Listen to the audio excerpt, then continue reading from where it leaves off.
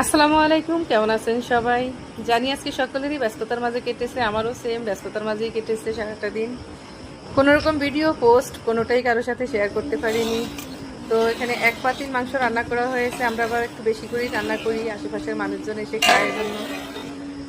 তো এখানে মাংসের সাথে আমরা আবার বড় বড় কয়েকটা হাড় দিয়ে থাকি।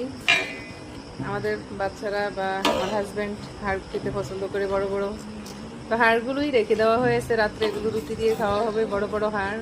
অবিবাহিত মেয়েদের উদ্দেশ্যে একটা কথাই বলি, তোমরা বাবার বাড়িতে একটু ভালো করে ঘুমিয়ে নাও, যখন নিজের সংসার হবে তখন ইচ্ছে করলে চাইলেই কিন্তু দু চোখের পাতা এক করতে পারবে না। বিয়ের পরে তুমি এতটাই ব্যস্ত হয়ে পড়বে যে তোমার নিজের ঘুম আসলে তুমি নিজেই ঘুমাবে না, তোমার নিজের খিদে লাগলে তুমি নিজেই খাবে না, এরকম একটা অবস্থা হবে। তো সব শেষে বলবো আলহামদুলিল্লাহ, সবাই ভালো থাকবেন, আমাদের জন্য দোয়া করবেন। আর সব শেষে আরেকবার বলে দেই, ঈদ মোবারক।